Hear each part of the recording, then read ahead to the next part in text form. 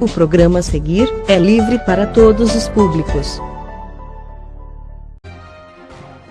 Estudantes e funcionários de Universidade de Sete Lagoas realizam atividades contra a PEC 55. Vereador convoca secretário de Trânsito para esclarecer novo sistema do faixa azul. Sargento da PM é baleado em perseguição a menor no bairro Aeroporto. E em nossos estúdios, hoje teremos a presença aqui do prefeito de Funilândia. Olá, eu sou Paulo Castilho e está entrando no ar o nosso Notícias do Dia.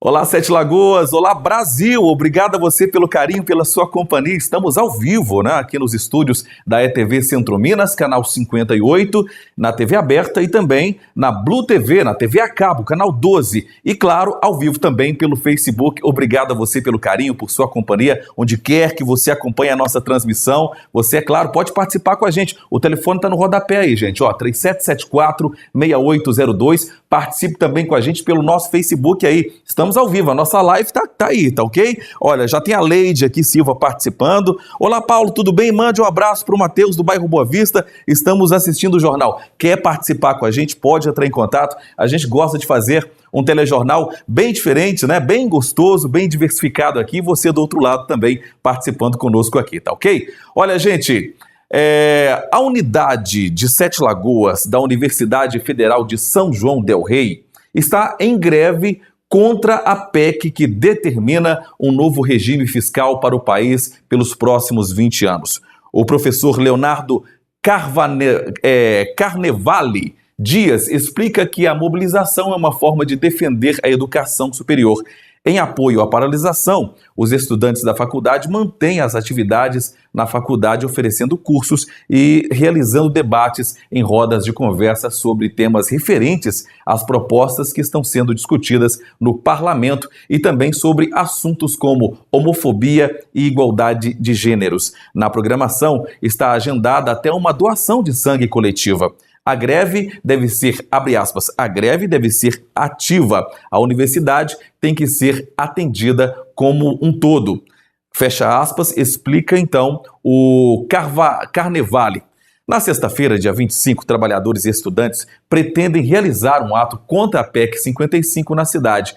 A estudante Ana Paula Borges conta que o último ato realizado contou com aproximadamente 300 pessoas. Ela acredita que o número de participantes deve aumentar. Ao final do protesto, professores, funcionários e alunos vão até uma feira de artesanato que ocorre no centro da cidade para discutir a PEC com a população. Bom, gente, o Brasil está pegando fogo, né? Essa PEC aí que limita gastos públicos, alguns dizem que é importante porque, de uma certa forma, os parlamentares, o governo vai eliminar aí também muitos gastos aí que possivelmente fecharão as janelas, né, para a corrupção do país e que, sem essa PEC, o Brasil não anda para frente, ou seja, de uma certa forma, vai limitar os gastos públicos para equalizar, para normalizar a máquina pública, mas de um outro lado também tem as pessoas que acham que essa medida pode, de uma certa forma, limitar os gastos na saúde e na educação. E, infelizmente... tá essa discussão até hoje aí, né, gente? Essa medida já está sendo discutida hoje no plenário do Senado, né? Está para ser aprovada ou não aprovada. Aí a gente tem que acompanhar agora esse procedimento no Congresso Nacional. Bom, é importante a gente ficar de olho, né?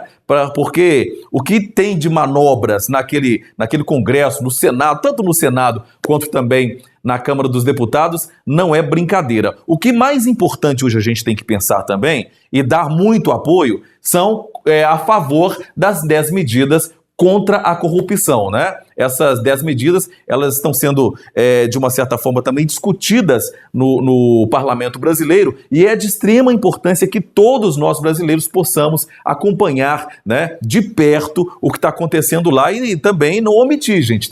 Temos que protestar e sair para a rua também para cobrar os nossos direitos, não é verdade? Porque ninguém aguenta mais ser roubado nesse país. Ou seja, essas 10 medidas contra a corrupção outras formas de Caixa 2 e tudo mais aí que serão penalizadas agora. Ou seja, quem roubar verdadeiramente vai ser penalizado. O político corrupto irá para a cadeia sim. E essas 10 medidas são importantíssimas, tem que passar no parlamento brasileiro para que a gente possa ter uma moralidade maior neste país. Bom, e os governadores e representantes de 25 estados e o governo federal entraram em acordo para colocar as contas públicas em dia, ou seja, os estados brasileiros, gente, tanto o Rio de Janeiro, que já está quebrado, Minas Gerais também vem acompanhando, o Rio Grande do Sul já aí decretou calamidade pública nas contas, né? Então o bicho está pegando de todo lado. Então os governadores se reuniram com o governo federal, com o Michel Temer, o presidente, para discutir saídas, formas para amenizar o sofrimento aí dos governos estaduais. A gente tem a matéria e vamos conferir, vamos lá. Depois de quase 5 horas de reunião, governadores e representantes de 25 estados e o governo federal entraram em acordo sobre uma proposta para colocar as contas públicas em dia. Os secretários de Fazenda dos estados vão estar reunidos com o Tesouro Nacional nos próximos dias e na segunda-feira os governadores irão apresentar, portanto, o projeto de ajuste fiscal dos estados, seguindo o exemplo do ajuste fiscal da União, que está em andamento, e visando um ajuste que permita aos estados atingirem um equilíbrio e permitir, em consequência, que, juntamente com o ajuste fiscal da União, o Brasil possa reequilibrar a sua economia e voltar a crescer. Na proposta de ajuste fiscal dos governadores, deve estar um limite para o crescimento da despesa dos estados, equivalente à inflação do ano anterior. A redução em pelo menos 20% em relação a 2015 das despesas com cargos comissionados, temporários e gratificações. Os estados também se comprometeram a apoiar a reforma da Previdência, que será encaminhada ainda este ano ao Congresso Nacional. O acordo é para que os estados apresentem uma emenda à proposta federal com as bases para uma reforma da Previdência estadual. Todos os estados deverão adotar medidas muito semelhantes no que diz respeito a controle de gasto, no que diz respeito à reforma previdenciária e no que diz respeito ao financiamento do desenvolvimento. Nós precisamos fazer isso. Não é bom para o país ver o que está acontecendo com os estados, que se nada for feito será com todos. Em contrapartida, o governo federal aceitou repartir com os estados metade da multa de 15% paga pelos contribuintes que tinham recursos no exterior não declarados à Receita Federal.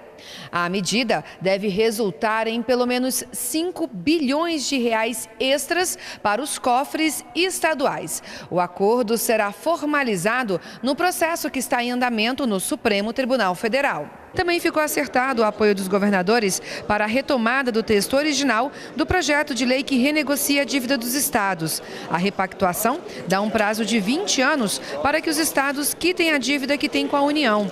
Na análise do projeto, os deputados federais retiraram da proposta contrapartidas como a proibição de o estado conceder reajuste a servidores públicos e aumentarem o número de cargos por 2 anos. Com o acordo firmado nesta terça-feira, o projeto, que está em análise no Senado, deve reincorporar as contrapartidas. É um dia muito importante porque isto é o que vai resolver a crise fiscal dos estados no Brasil. É um ajuste pela austeridade, um ajuste rigoroso das contas estaduais, de novo com um pacto assinado por todos os governadores e pelo governo federal. Bom, muito bem, gente. Nós ficamos naquela situação, né? O Brasil quebrado de todas as formas, de todas as maneiras. Como é que nós vamos reerguer esse país novamente, né? Essa nação precisa respirar novamente. E para isso temos que contar com os nossos representantes. No caso aqui, né? O governo de Minas está nas mãos aí do Fernando Pimentel e que também está sendo aí, né, de uma certa forma, respondendo um processo de corrupção também, né? O bicho está pegando para o lado aí do Pimentel, né? E que daqui a pouco o Parlamento Mineiro aqui também, né? A Assembleia de Minas vai começar de uma certa forma, a julgar o caso aí do Pimentel, né? De uma certa forma, ele vai ter que ser processado, né? Ser investigado pela Polícia Federal, que já tem aí algumas provas do que aconteceu aqui no governo de Minas, né? Nas eleições agora de 2014. Tem muita coisa por debaixo dos panos que tem que vir à tona. E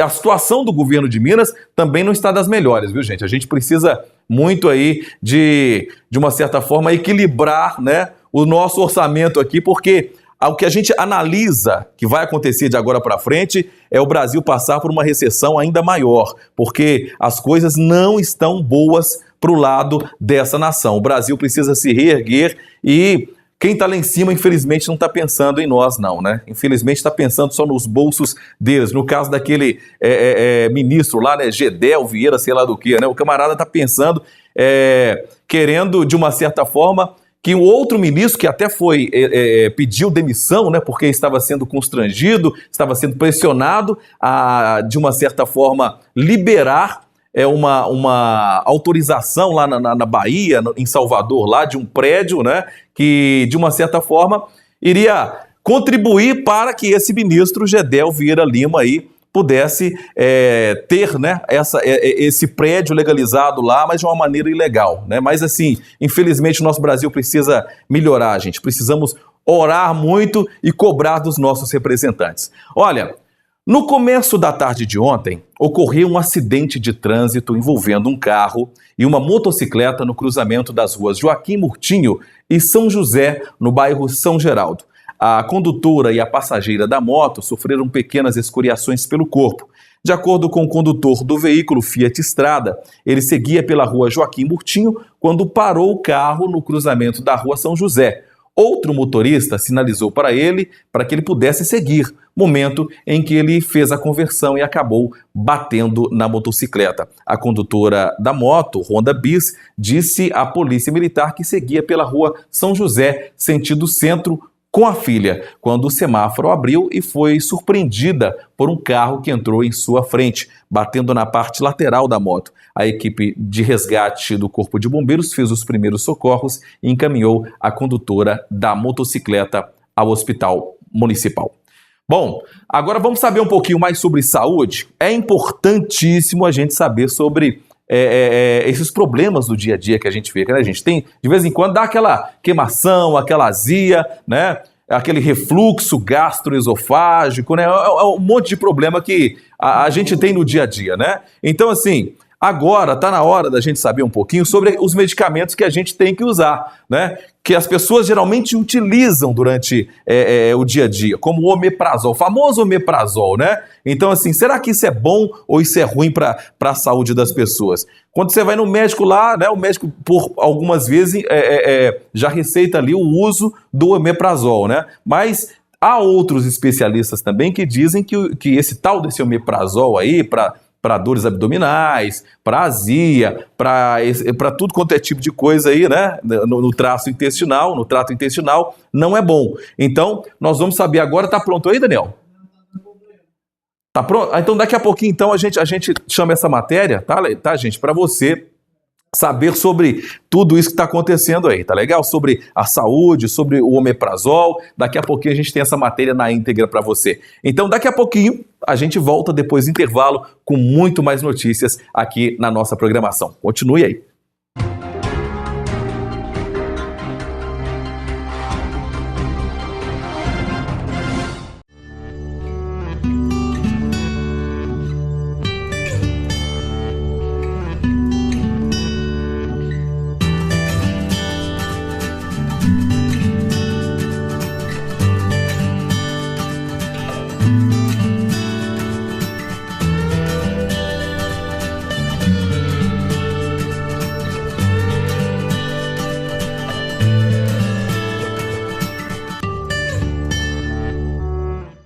É a mente que enriquece o corpo. Tem uma vida equilibrada, saudável e com qualidade. Musculação, Muay Thai, Zumba e Jump. Profissionais capacitados e aparelhos modernos. Agende sua avaliação em 2 endereços para melhor atendê-lo.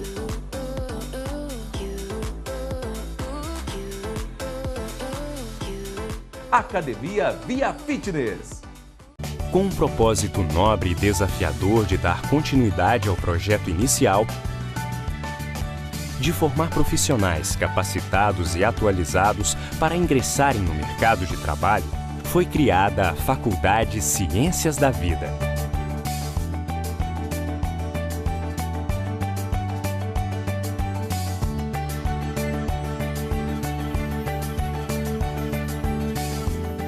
O conhecimento é fundamental para o mundo que queremos ser. Faculdade Ciências da Vida, porque o mundo pode ser melhor. A Construarte pirou de vez. Agora é assim. Caminhão de areia, pedra, brita, só R$250. Saco de cimento, R$17,49. Tubo classe A para esgoto, R$41,90. Padrão de energia Semig, R$250. Argamassa AC1, R$7,99. Tijolos, o milheiro por apenas R$450. E comprando a carga fechada no mineiro, sai a R$420. Caixa d'água, 1.000 litros, R$279,90. E na Construarte você encontra tintas Coral. Pague com o seu cartão Construcard ou em até 24 vezes no cheque ou carnê. Consulte condições. Teleentrega 3772-7156. 3772-7156. Construarte, tudo para a sua construção. Avenida Padre Tarcísio Gonçalves, 2440, em frente à Caixa d'Água no Jardim Primavera, 7 Lagoas. Diferença gráfica.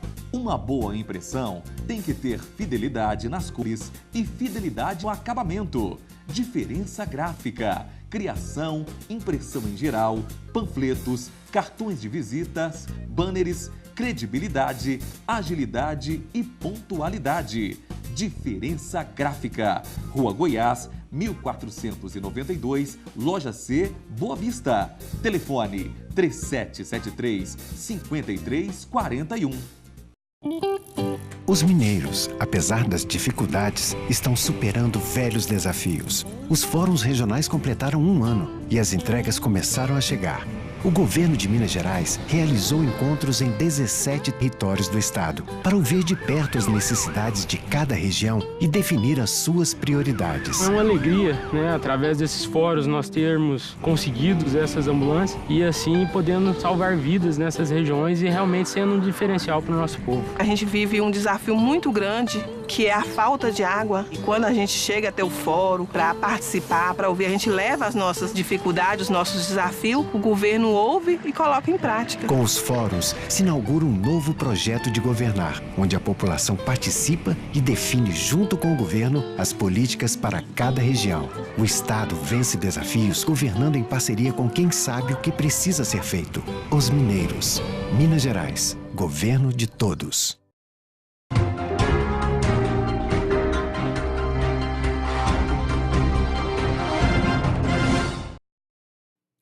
Estamos de volta, obrigado a você pelo carinho, pela sua companhia, você que está aí acompanhando a nossa transmissão pela ETV Centro Minas e também pelo Facebook, nosso muito obrigado pelo carinho da sua companhia. Olha, pode participar com a gente aí também, viu? Vamos interagir aqui também, tá?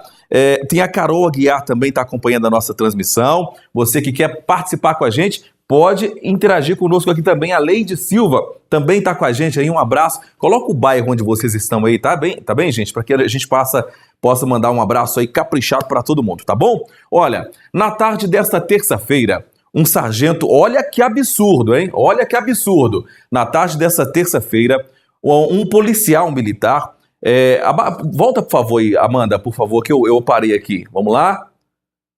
Aí, tá ótimo, beleza. Na tarde dessa terça-feira, um sargento da Polícia Militar foi baleado durante uma perseguição no bairro Aeroporto, em 7 Lagoas. O PM estava indo trabalhar quando avistou um menor de idade que era procurado pela polícia. O rapaz estava em uma motocicleta sem placa e com suspeita de furto próximo à rotatória entre as avenidas José Cérvulo Soalheiro e Guimarães Rosa, no bairro São Pedro. O sargento da PM, de 41 anos, deu ordem de parada ao menor, que conduzia uma Honda Bros furtada e não respeitou a determinação de parada. Foi iniciada então uma perseguição em diversas ruas dos bairros Esperança e Funcionários. A busca terminou quando o menor perdeu o controle da direção no aeroporto industrial.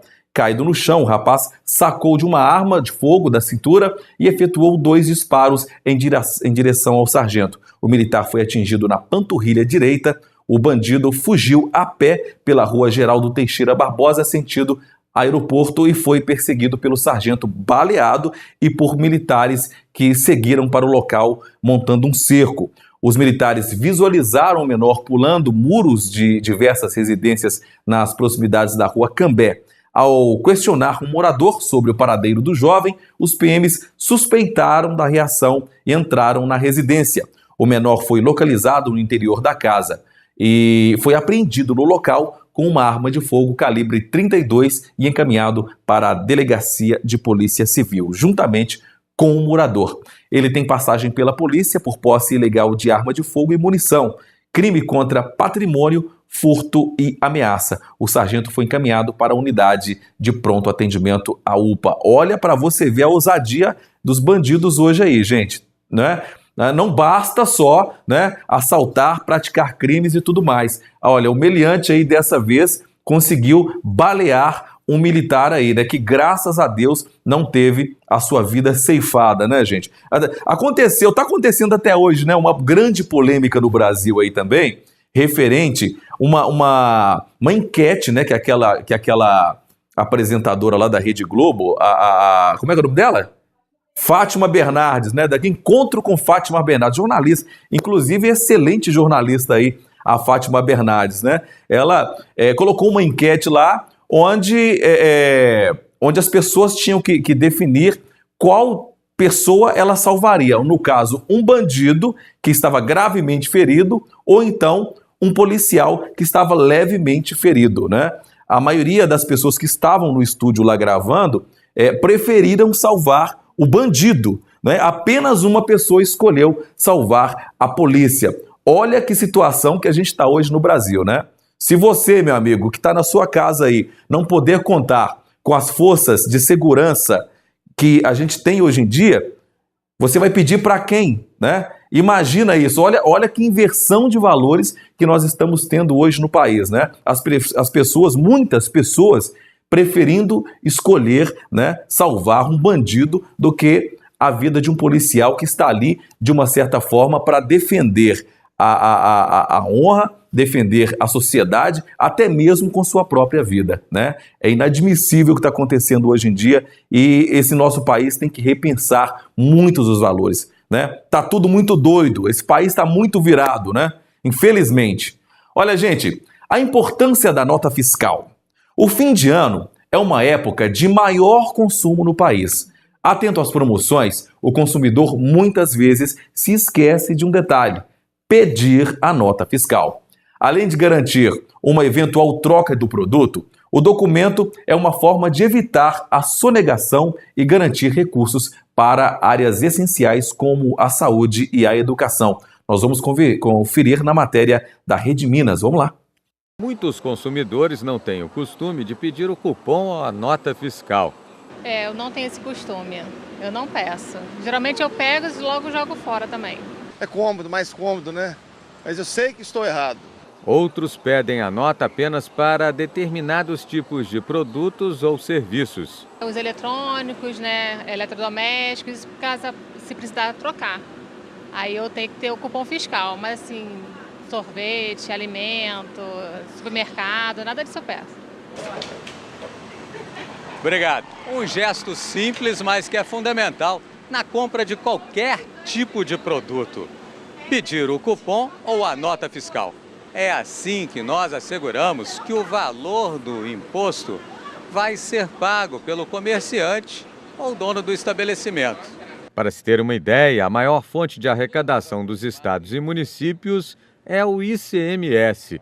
75% ficam nos cofres estaduais, os outros 25% são repassados para os municípios. Minas Gerais arrecada com o imposto quase 38 bilhões de reais por ano, o que representa 86% da receita tributária do estado. Mas, de acordo com o Sindifisco, a arrecadação poderia ser ainda maior, embora o estado não reconheça este número A sonegação do ICMS em Minas ultrapassa 15 bilhões de reais, cerca de 40% do total arrecadado. A sonegação é um dos piores crimes que existe, em razão a partir do momento que alguém sonega imposto, ele está ficando com uma parte de um imposto que é da população. Afinal das contas, o imposto exige, e a população é quem paga o imposto, para que ele seja revertido em benefício dela. E a partir do momento que alguém sonega, ou seja, alguém não paga o imposto, ou seja, ele recebe esse imposto da própria população e não devolve através do pagamento do imposto, ele está, na verdade, prestando um desserviço até ao próprio Estado, né? Imposto que, segundo o governo, garante os investimentos em várias áreas. Obra de saneamento básico, tratamento de água, educação, custeio dos hospitais, investimento na saúde. Quer dizer, todo esse conjunto de necessidades da população é suprida pelo Estado através de imposto, do ICMS. Entre os itens que têm as maiores alíquotas estão a conta de luz com 30%, os serviços de telefonia e comunicação com 27% e a gasolina em torno de 23%. Já os produtos como o arroz e o feijão têm uma alíquota de 12%.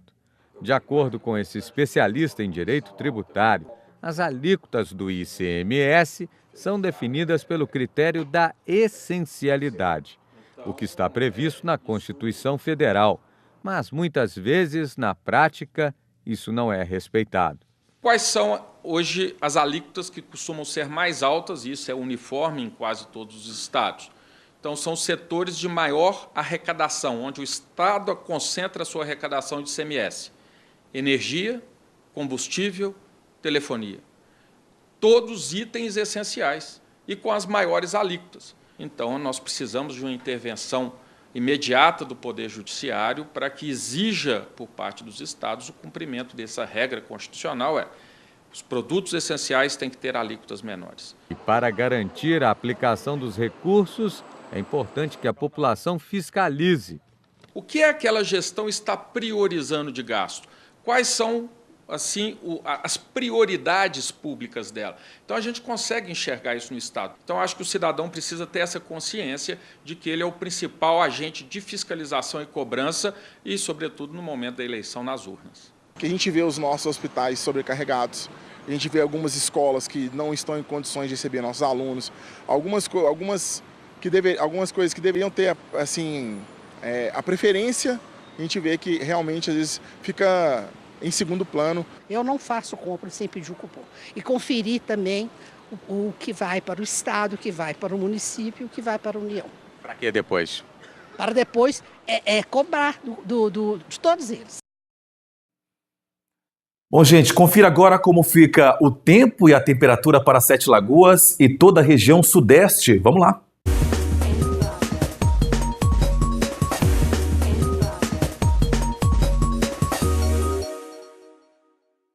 Áreas de instabilidade continuam se formando no interior do Brasil e vão provocar muita chuva no estado de Minas Gerais nesta quarta-feira. Há previsão para chuva a qualquer hora nesta faixa mais escura do mapa, assim como o estado do Rio de Janeiro, e chove a qualquer momento do dia. Em Minas Gerais, pode chover forte. Já no Rio de Janeiro, a previsão é de chuva fraca. A chuva mais volumosa é esperada para o estado do Espírito Santo, que fica com muita nebulosidade, o céu encoberto ao longo de todo o dia, e há previsão para bons acumulados de chuva. Em São Paulo, o dia vai amanhecer com névoa, depois esquenta, a presença do sol vai predominar a partir da tarde e ocorrem pancadas de chuva no fim do dia, que só acontecem de forma isolada, não há risco para temporais. A mínima prevista para Belo Horizonte é de 19 graus e 22 graus em Vitória. Em São Paulo, esquenta. A máxima prevista é de 28 graus e 27 graus no Rio de Janeiro.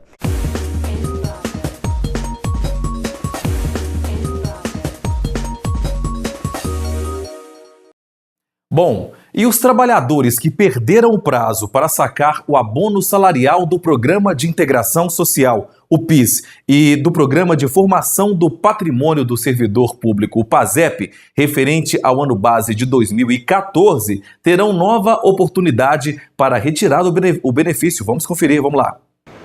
O que você acha de ter direito a receber do governo um dinheiro para deixar o final de ano mais gordo? Maravilhoso. Ia melhorar muito o meu Natal. Acharia ótimo. Você pode ser uma das 950 mil pessoas que tem direito ao abono salarial e ainda não sacou o benefício. O valor é de R$ 880 e pode ser retirado em qualquer agência da Caixa Econômica, no caso do PIS, ou no Banco do Brasil, no caso do PASEP. O abono salarial está disponível para quem tem inscrição no PIS/PASEP há pelo menos 5 anos, tenha trabalhado com carteira assinada por pelo menos 30 dias em 2014, com remuneração mensal média de até 2 salários mínimos. É preciso ainda ter os seus dados corretamente informados pelo empregador na Relação Anual de Informações Sociais, a RAIS. Como quase 5% das pessoas que têm direito ao abono ainda não compareceram às agências bancárias, o Ministério do Trabalho estendeu o prazo para o saque do benefício. Antes, a data limite era 30 de junho, agora passou para o dia 30 de dezembro. Todo ano nós temos o calendário do abono salarial que é pago de julho de um ano até junho do ano seguinte. Mas há uma percepção de que existe um grau de pessoas, um número ainda de 5%, em torno de 5%, que não sacam esse benefício. Então, pela primeira vez, uma decisão inédita do atual governo com o CODEFAT de prorrogar, de estender esse calendário, a fim de permitir que mais pessoas com direito a esse benefício possam sacar. E a partir de hoje está liberado também o pagamento do abono salarial PIS/PASEP ano base 2015, para os trabalhadores nascidos no mês de novembro e para os servidores públicos com inscrição final 4. Por isso é importante estar atento quando for às agências bancárias sacar o dinheiro. O trabalhador tem de ter referência que está sendo feito o pagamento do calendário atual mais o de 2014. Então não é incomum o trabalhador chegar, ele vai no site do Ministério, ele descobre que o seu nome está lá, mas quando ele chega no banco e vem sacar o abono salarial de 2014, o agente bancário tem como referência o calendário atual. Então é muito comum ele perguntar qual a sua data de nascimento. Vamos supor que ele diga, é em janeiro. Então seu calendário, o pagamento só está previsto para janeiro. Então ele deve enfatizar que ele veio sacar o abono salarial de 2014, que ele encontrou o seu nome no site do Ministério do Trabalho ou mesmo por meio do telefone 58. Bom, gente, então tá aí. Você que se encaixa nessas prioridades aí, né, do PIS e do PASEP aí, não deixa dinheiro pro governo não, né? Vai lá buscar o seu, né? Você que tem aí, então, se encaixa nessa situação aí do ano de 2014, vai lá buscar, né, o seu retorno aí do PIS/PASEP, tá ok? Olha, eu havia prometido também aqui falar sobre o caso do omeprazol, né? Muita gente utiliza os tais dos omeprazóis da vida aí, né? Quando tem algum problema gastrointestinal, né? Nós agora temos o Dr. Salim, que vai falar no nosso quadro Saber Saúde sobre o uso do omeprazol. Vamos lá.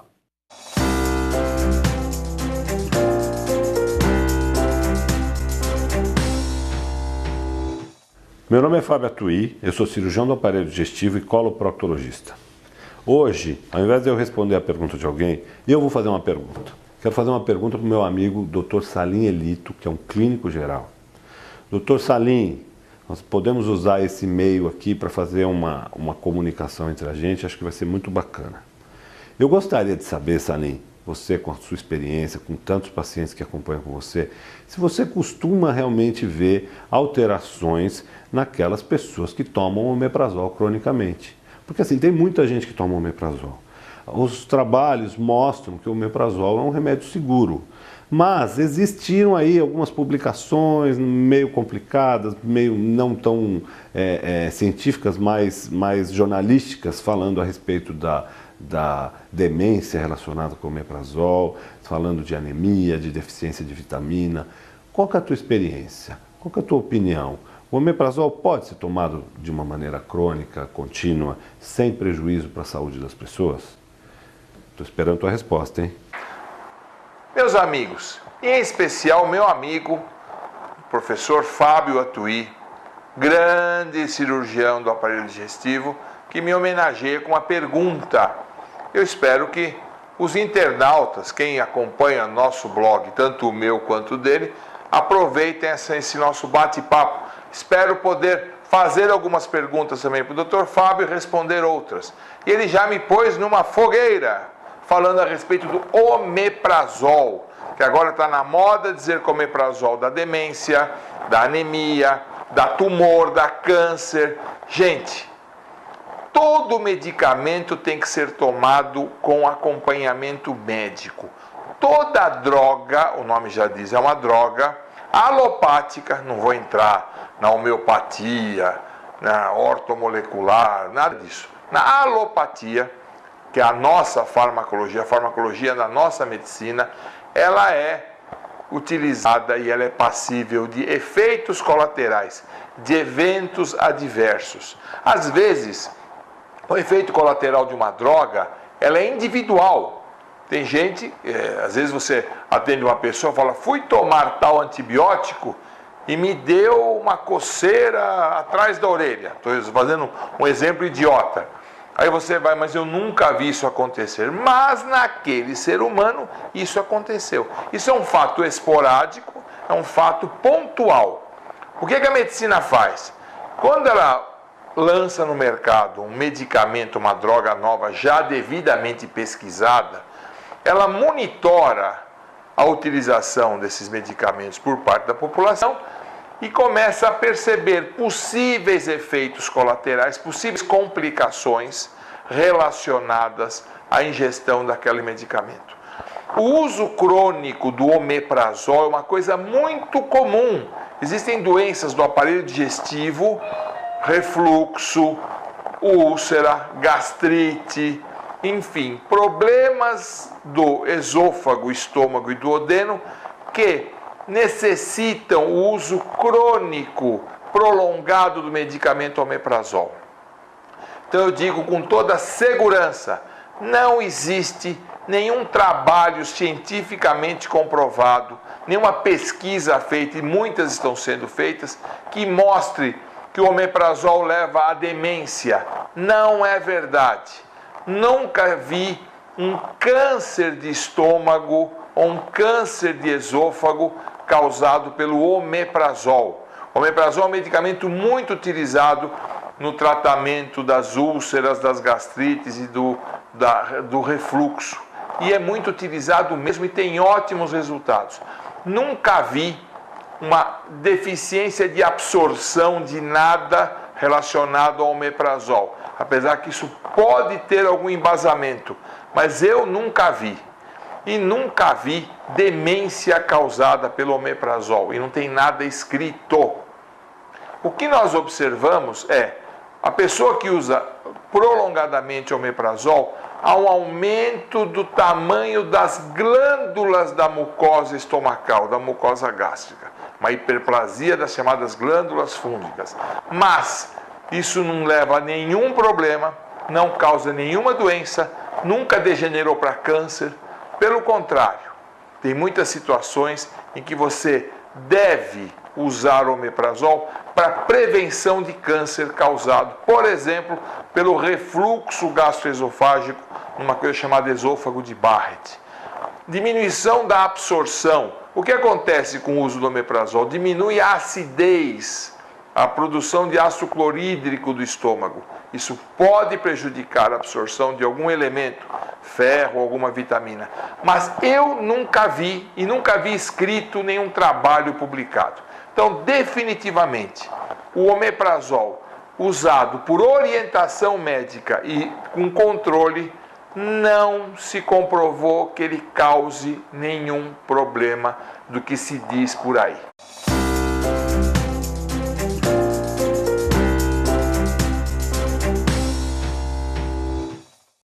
Muito bem, tá aí o Dr. Salim com as dicas de saúde, né? Polêmica sobre o tal do uso do omeprazol aí, né, gente? Tem gente que faz o uso corretamente, tem gente que já abusa um pouquinho, né?